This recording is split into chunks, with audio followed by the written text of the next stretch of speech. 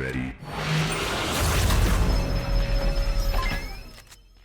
Now, welcome to the world of Synthetik.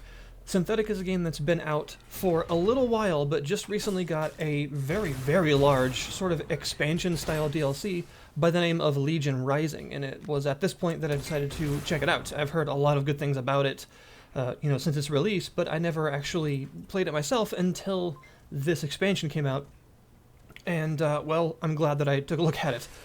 Synthetik, at its core, is a tactical shooter, a sort of 2D version of what you would think of when you think of the sort of tactical movement, very slow, very deliberately paced, in terms of you have to be very careful about everything around you because you actually don't last that long if you're focused by everything on the map, and you're sort of, depending on your class or your role, you're meant to actually, I guess, put up with these challenges in various different ways because everyone has a very large sort of kit that is very different from everyone else. But it is also technically a rogue-lite shooter, which are very fast, and often have lots of randomization, and have permadeath and all these sorts of things. So it's a mesh of two kind of disparate things that don't necessarily work together very easily, and somehow they've actually made it work really well. I find that this is a game that I don't really think of being very rogue-lite-ish while playing. It doesn't really feel like that, even though it mechanically it very much is, and it has everything in its nature that actually makes up for that, but it also has so much else to it, and I think in the vein of games like Dead Cells is probably where I would place this, because, not mechanically, but I mean in terms of what it's actually been doing for the scene. It's not an Isaac-style, roguelite. It's not like Enter the Gungeon. It's not like those games, and if you take a game like Dead Cells, they decided to take the rogue-lite mechanics and apply them to something very, very different than what they normally are applied to. Something like, in that game's case, a sort of 2D brawler. And in this game's case, is very similar to that sort of idea. They have taken these mechanics and applied them to a 2D tactical shooter, something that has never really seen these mechanics before. And I think that's part of the reason why I'm so interested in it, because I really like to see genres of things that I enjoy being applied in very different ways than is normal, because it kind of helps to push the scene forward in a way. But this game in particular is incredibly fun. So all the footage you're going to see in the background is just solo play, but do remember that this game does have online co-op as well, and I think they said they're also working on possible local co-op, which is pretty amazing.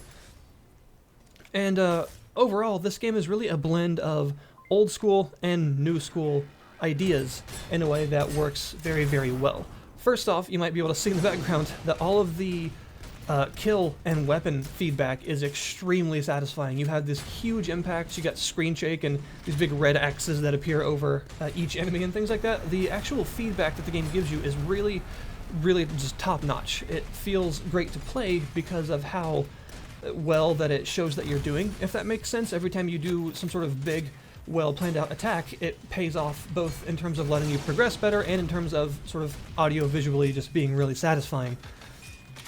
The way the game works is you have eight different classes, and you can choose and change whenever you want, as long as you're in the lobby, so you don't have to just pick one and stick with it. You can be all of them. And each class has a series of starting weapons and starting equipment, as well as the ability to unlock more of those pieces of equipment and things like that with the meta currency, which is called data. And you also have these sort of almost perk-like systems, 2 slots for what are basically perks, and in essence they're passive boosts to something specific about what you can do. And every class starts with one that is specific to them, and every time you level up in that class you can unlock another one. It's random off of the list of ones that you can potentially unlock until you have all of them. Also, this game does some interesting daily things, almost like I guess it always reminds me of MMOs or mobile games that used to do that sort of thing, and some still do. Every time you log in daily, something happens. In this case, you get some data to spend, and it also gives you some experience boosts, so your first couple of runs net you more experience, and it gives you some, 2, I believe, yeah, it's 2 of every class's modules is what they're actually called, the sort of perk-like passives, will be improved in a different way, allowing you to utilize them in a more powerful form for that day. And just like many other roguelites, the idea is to construct an extremely powerful build out of what you find. In combination with weapons, your class abilities, the starting items that you actually will have, and anything that you find along the way, you're trying to synergize together to form a very, very powerful force. And this game definitely does that and allows that. This game also, I guess similar to Enter the Gungeon, has a focus on weapons, more so than passive items and things, like a lot of other sort of Eject-style roguelites. Because the weapons in this game are quite varied. They come in lots and lots of types, from, you know, assault rifles and submachine guns to sniper rifles, designated marksman's rifles, grenade launchers, flamethrowers, and even more exotic things as well, like this flat cannon that I'm using in the background, which is one of my favorites so far. And every weapon has its own entire list of statistics, as well as its own sort of just general feel and feedback from using it. And not only that, they can also be upgraded. Every weapon has 4 slots for attachments, and occasionally you'll find weapon upgrade kits or some other method to upgrade a weapon. And you can put on different attachments to each one, and of course different attachments function a bit differently on different weapons. So if you're using a shotgun, some sort of fire rate increase might be extremely useful, because shotguns are generally quite slow. Whereas if you're using like a light machine gun, then some sort of a chance to fire multiple bullets every time it fires would be an extremely useful thing, because it's going to fire a lot very often, so just having an enormous storm of bullets would be a lot of fun. And that's basically how the equipment system in general works. Also, every weapon comes in a variant. There are lots and lots of variants. I think about 20 for each weapon, which is fairly ridiculous, and the variants determine some extra non-weapon specific sort of attributes that it can have. For instance, you can find a prototype variant for any weapon, and what prototype means is its damage rating is extremely variable, so different shots will do differing amounts of damage, sometimes a lot lower than what the weapon should actually be doing, sometimes way higher. And you can get like relic weapons, stabilized weapons, which aim a lot better, especially when you're moving. They don't tend to spray everywhere as much, things like that. So that basically adds up to a tremendous amount of variety in terms of your weapons and what you can actually do with them, and like I said, they're very satisfying to use. Even a lot of weapons that I tend to avoid in a lot of games, because that sort of type of weapon, as it were, is often not as satisfying as I feel that it should be in a lot of games. Like submachine guns, for instance, are really fun to use in this game, because they really capture that sort of fast and accurate shredding capability that weapons like that have. And it's kind of rare to see that, I think, especially in a 2D game, to actually be able to capture weapon feedback in a really, really satisfying, very impactful way. And this game definitely does in a very, very impressive manner, because of how accurate it is with each weapon type and how many different types there are that each feel different. You also have, of course, the items, your passive and active items, and there are lots of each. I think like 120 items or so. Items can also come in, not in variants like weapons per se, but in multiple power levels, I guess you could say. They have like a percentage. Usually 100% means it functions as it should, but it can be boosted up to like 250, 300%, and even further than that, and it will increase various aspects of the item's proficiency in whatever it does. And the items are also really very satisfying to use. Everything from like a master key, which for those who don't know is an underbarrel shotgun, effectively, that shoots dragon's breath rounds, so it's an incendiary, like, deployable shotgun, which is really cool. C4, which is one of my favorite ones so far, because you can lay the C4 down wherever you want, and then it pops up the small sort of explosive icon above it, and you can just click the icon to detonate them whenever you want, in whatever order. So that makes a lot of planning very interesting. You can plan out little routes that you want to funnel enemies into and lay down C4 along the way, and things like that, or just bolt out of wherever you are because there's way too many, while laying C4 down in between your dashes and blow them up as like a defensive measure. They're just a really fun item to use. And so on and so forth. There are all kinds of items, and I'm hoping to show a fair amount of them in the background.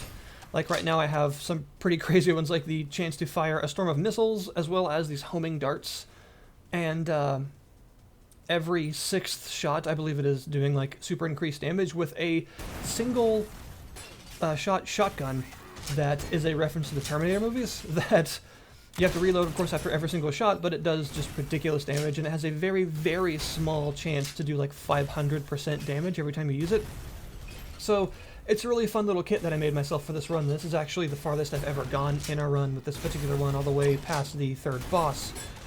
And I suppose we should talk about the actual levels and enemies as well. The tile sets of the levels are very pretty. The game has a really nice looking 2D isometric art style that really actually is accurately isometric. We call any sort of top-down to a slant kind of art style isometric. Like Path of Exile, for instance, is isometric is what we would call it, even though it's not technically, that's just what's become like the industry standard term for that, because there's really not a shorter way to put it that is as accurate, I suppose. But this game actually is in an isometric art style, and it is like a 2D projection in the accurate way, which is cool, because I haven't seen one that's had this much detail in units and things probably since like the Command & Conquer games, honestly. It has a lot of character to the way that it looks, a lot of color as well, and the actual battles tend to leave scars around the place. You'll see like big oil and blood stains everywhere, and you'll see, you know, bits of the scenery can actually be taken to pieces because you can actually use things as cover by just getting behind them, and you'll know because a little shield icon will appear next to you that you're doing it correctly. There are even some classes and modules that are built towards doing this more often and more effectively.